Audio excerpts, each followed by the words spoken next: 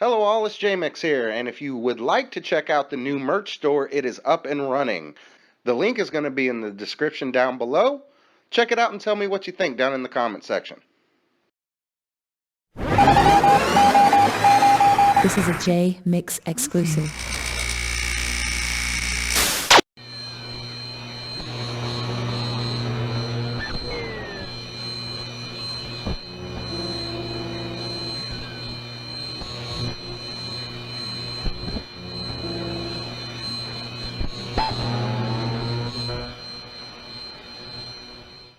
Let's see. Someone. Oh, Joe G. So, welcome to the show, Joe. Someone did a real good cut down of Tupac a Little Half Dead that shows they met. That would be our friend Jesse at Conspiracy Radio. Good shout out to Jesse there at Conspiracy Radio. He has done a wonderful job, and he's coming out with an updated version of that. I think in a week or two, where he's actually going to be doing the more detail. He's going to be using less YouTube clips and doing more actual interviews with people, polishing it up a little bit and really putting it out there. But I'm really give a big shout out to Jesse, and I've told him so that he could deep dive on things a little bit more than we could in Battle for Compton, because all we were trying to do in Battle for Compton was lay out a master blueprint. We were just trying to give the master structure outline, almost like framing a house. We didn't have time to put the plaster on it, to paint it a particular color, to put the outside decorations, rain gutters on it. We framed the house. We showed you what the house is going to look like, what the house was made up of, and its framework. From there, guys like Jesse at Conspiracy Radio, they took one particular part of it, the confession letter and the whole Little Half Dead, the patents thing, and he's run with it, and he's done a fantastic job. No thanks to my partner Jesse here, who gave him a lot of information in that. Big thanks to you, my friend, for doing that. He's gone into great detail about it, and he starts going into things like Tupac meeting Little Half Dead in Reno and all that. Why was that? Why did that happen, and how that went down? So yeah, it is. It's a great cut. I highly recommend that you see it if you want to deep dive on it a little bit. I'm glad he did it, because there's only one of me, and some of my production partners have disassociated themselves with me. So now it is just Jesse and me doing this stuff, right? And Yes, sir. so not as many hands. So I'm glad for people that are taking the initiative and doing it themselves. So that's fantastic. All right. So how did Keefe D know all that shit? All right. So John Boy again. He's a good storyteller. And he's had 20 years to hear all the legends. I mean, you got to understand something. You tell your friend the same story every day for 20 years, they're going to be really good at understanding it. You know how I can give a good example? Let's talk about the Christmas story or the Easter Bunny. Okay? Santa Claus, the Easter Bunny, Halloween, you name it. Any holiday that we have. Tooth Fairy. That's right.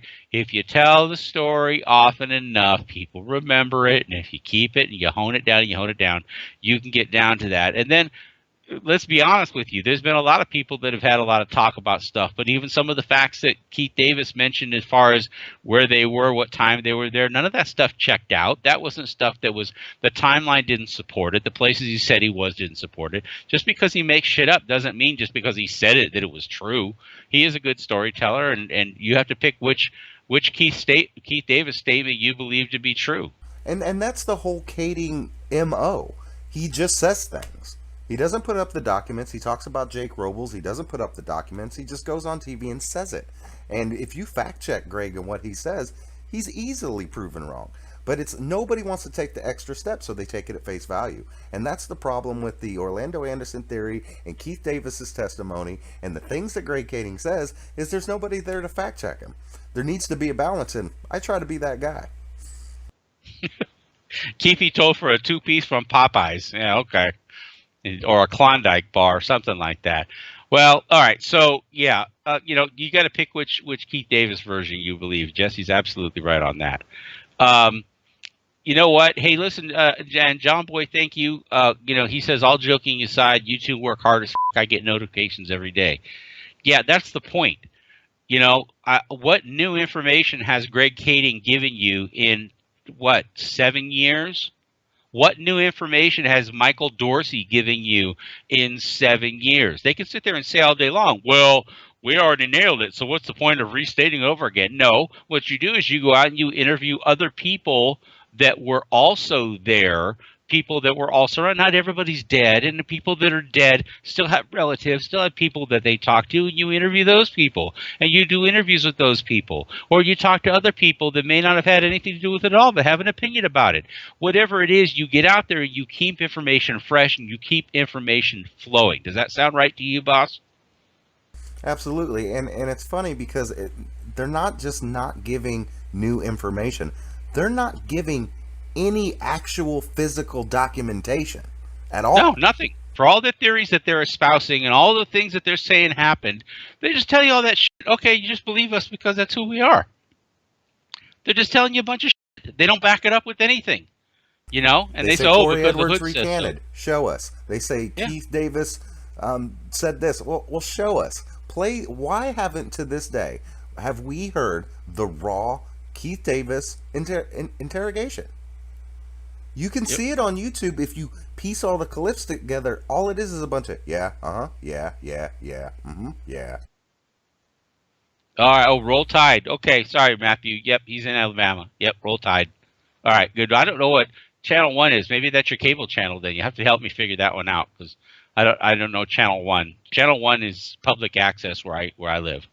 So you say Ice T was on public access. That sounds funny as shit. So honestly, um, let's see. Harry O, I think, and David Kenner had ties to a mafia family. Boss Bear 3, welcome to the show. That is 100% true.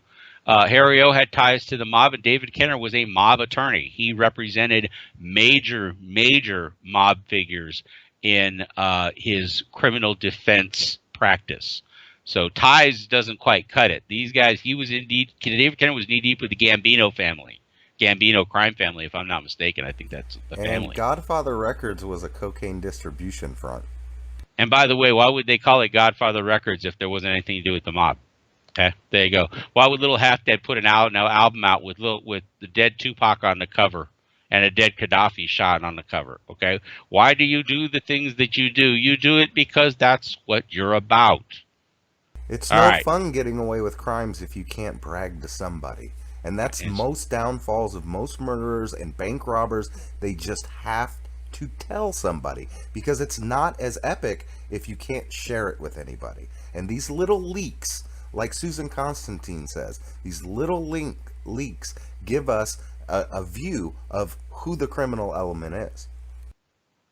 Joe Johnson, how much money has Kading made off of Pac and Biggie? What do you think? Well, it's funny you ask that question because I'm accused of that all the time. R.J. Bond changed the story. I was reading over on Machiavelli board, where one of my non-favorite websites, but I happened to trip across it today. And they, as usual, they're running their anti-RJ campaign, and they're spouting off that RJ changes his story every other movie, changes his story. What bullshit. I haven't changed my story. The only thing I've said is that Suge Knight, we drew a dotted line to Suge Knight, and we said that maybe Suge Knight was actually a victim instead of a suspect. That's the only change in the story we've had. If you go back and actually watch the Tupac assassination movies, watch part 1, watch part 2, you'll see our freaking story doesn't change. Stays the same. The only difference is that we've modified the Suge Knight angle. That's it. The Assassination series has painted Reggie Wright as a bad guy 10 years in advance of his indictment of being When nobody a knew who bad the guy. fuck Reggie Wright was to begin with. Period. When nobody even knew who Reggie Wright was to begin with. In fact, I had to pay $1,500 to license a picture from a photographer to get a copy of a picture of Reggie Wright because there were no pictures out on the internet that I could just go grab like there are now. For part 2, there was a couple pictures I could grab off the internet for part 2, but when we did Assassination 1, what was known about Reggie Wright Jr. was so little that I had to pay $1,500 to license a picture. And it was a crappy picture of Reggie Wright in the background, just so I could show Reggie Wright's face when I mentioned who he was. So, the fact that we've been on Reggie Wright's ass for 10 years, I mean, that's truth. And RJ so made him famous. we have not changed our story at all. So thanks to their ignorance. But but back to the thing about how much money was made. Being that I get accused all the time, because I was also in that thread, was that RJ Bond is just not there to make money off Tupac. Seems to be the go-to argument for haters. Here's the bottom line. I don't have any TV deals. I didn't make a deal with Universal. I didn't make a deal with A&E. I didn't do, murder files or closed murder case or whatever the case might be with these different TV shows. I've done one. I did Reels. I did that one show. I didn't get paid for it. But who's doing all the television shows now? I mean, take a look at it. Now, does that mean that we weren't offered? Frank and I got offered all the time to go do other projects and do movies and things. We got offered all the time. It just wasn't something we were doing. We were in to make money off of Tupac business. So, listen, I think a writer for a television show like Unsolved, I think he gets $150,000 a show, something like that, for doing that show. I mean, it's not. I mean, it's not cheap when they're paying people $50,000 to interview, and they're paying actors, $10,000-$15,000. Whoever's the writer for a show, and the reason that exists, we're talking mid six figures. I would give you easy just on the executive producer payment, and they probably paid him for his rights. They probably paid him for his likeness rights. They probably paid his wife for the likeness rights. I mean, there's a lot of money in this, a lot of money in these kinds of projects. And that's why he did it. And that's, of course, I've been saying that for the past 5 years. That's why he was in it to begin with. He didn't give a damn about the Tupac community. He didn't give a damn about the Biggie community. He said that he did. He kept saying he did, that he it was all about the truth. I mean, you could just go over to what is that? Truthabouttupac.com and go to the early interviews of Greg Kading, and he's sitting there talking about how much he's a fan of Tupac and how much he's out there for Valletta Wallace and Afeni Shakur, and he's out there for justice because he's become a fan. And you hear this crap, and now look at it. Okay, sure. Listen, you're known by your deeds. You know by what you do. That's and JM's right. Everybody does work for money. It's called capitalism. Tupac didn't make his albums for free. Okay. And they lifted a bunch of tracks from other artists that I know they didn't pay. Okay. They took No Diggity and they reworked No Diggity. They didn't pay No Diggity. They didn't pay those people for that. Okay. Tupac was just as much a person that was out to make money and didn't care if certain people got paid and didn't. I know that's a blasphemous thing to say, but it's still true. Okay. So we're in it to do that. But the difference between what we're doing is that the documentary to me matters more than the commercial aspect of it. Otherwise, there would have been, Tupac t-shirts that have been Tupac hats that have been a whole lot of things that we just haven't gotten into. I mean, they're out there if you want to see them. They're out there for sale if you want them, but that's not where our main focus is. Our main focus is on getting content out to people all the time, And if we sell a couple of T-shirts, so what? But it's but we're not out there shopping a network deal, and we never will be. That just never happened. So. And there has to be some form of accountability. There has to be checks and balances. You see it in the media. You see the media goes one way with a story. You have 5 or 6 networks that do it, and then you have one network that goes against them. I don't believe in murder rap, and it is it's one of my goals to keep my boot on the back of the neck of that theory until people start to question it. Yep. Sun Ye said, hold up. Lil Half Dead had an album cover with a pic of Pac and Gaddafi dead. What the f***? Yeah, welcome to the show, Sun Ye. Go look up Little Half Dead's album called Dead Serious. And you'll see the cover there. You'll see him dressed up as the Terminator. And you will see a dead Tupac hunched over at the mixing board at Can-Am Studios with a Gaddafi shot in the head. It's a painting, so it's an artist rendition, but we're pretty sure that's what it is. So you can take a look for yourself, and you can figure out if that's what it is. So J Real 504 Music, what's up? Ryan Gregory, what's up? So what else? Luke Henderson. Who was the third dead man on the Little Half Dead cover? I'm dying to know. The one that went through the window? The one that was thrown through the plate glass window, or the one whose ass is hanging out? Don't know. The asked to be named later, I guess. I think it's Orlando Anderson. Oh, could be. Let's see. J Real Reggie Wright Jr.'s former cop. Not sure why people are surprised that he's snitching or that he's telling RJ. Frank Alexander tell you things about this Tupac case that we haven't heard on the assassination tapes. Yes. Yes. There's been, that's, you got to understand something. I mean, Frank Alexander and I have been friends since 1997. I mean, right after it happened. We met and we've had many talks in about the case, about his interactions with people at death row, stories of that. Yeah, I mean, there's just not enough time in the assassination movies. I mean, all told, the 6 hours of information. There's just not enough time in that to get into all the stories. But yeah, he's telling me thing about the Tupac case that you guys haven't heard on the assassination tapes, and there's actually two good reasons why. The first one is because you got to understand that you're not. Um, if Frank says them, Frank might be telling me something because he has personal firsthand knowledge of it, but he also might be telling me something that he's heard or something that he knows because someone else that he trusts told him, and they were the one who had personal firsthand knowledge. Before I ever heard the Michael Moore tapes, before I ever saw the Michael Moore tapes, Frank told me what Michael Moore said, but I can't take that with any credence until I hear it from Michael Moore. So you have a person who's got firsthand information. So that's the first reason, and the second reason that I haven't really talked about with Frank is because there are things that Frank and I talked about that are still leads that are, if they were a bulletin board, they'd be up on the board that have a pin in them, waiting to be followed up at some later time, maybe a thread of something. We talked about Kevin Hackey and the gun and all that years before any of that information surfaced.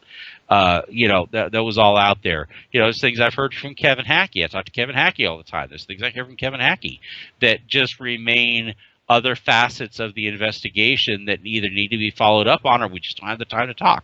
So that's what that's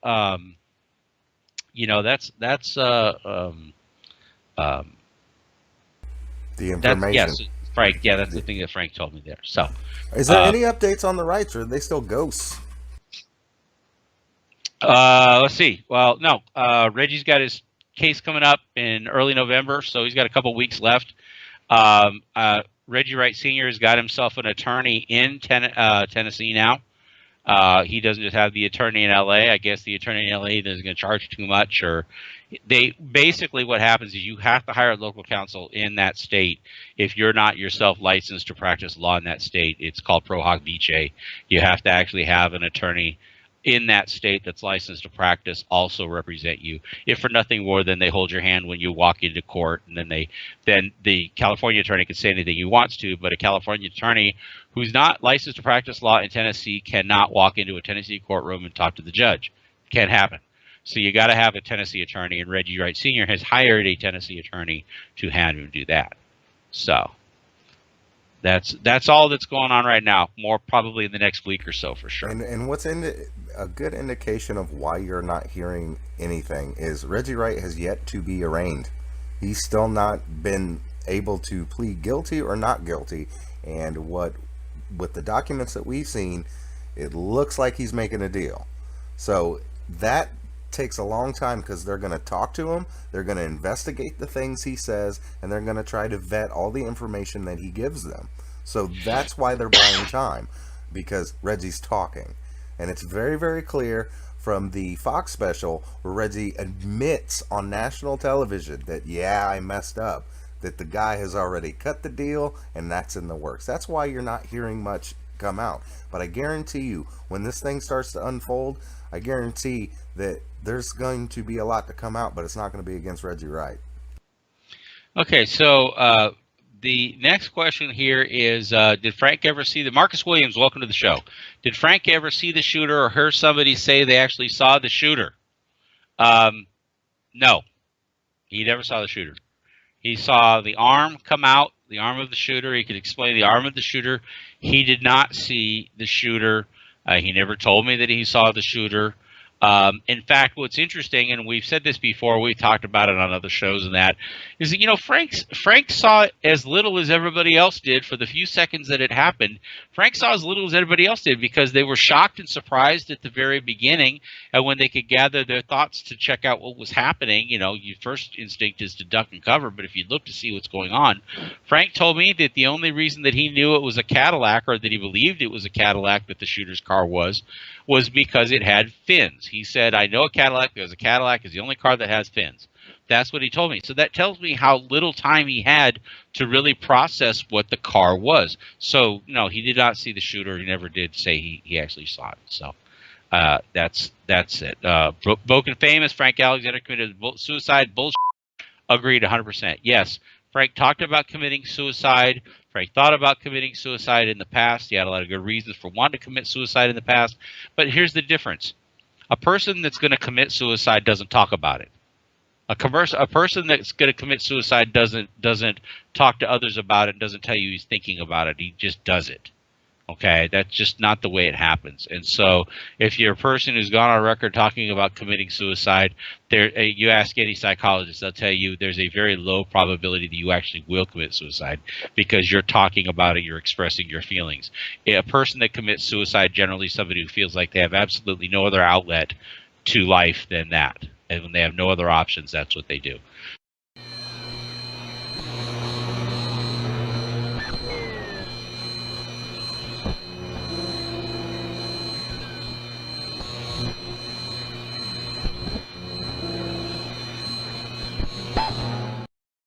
This is a Jmix exclusive.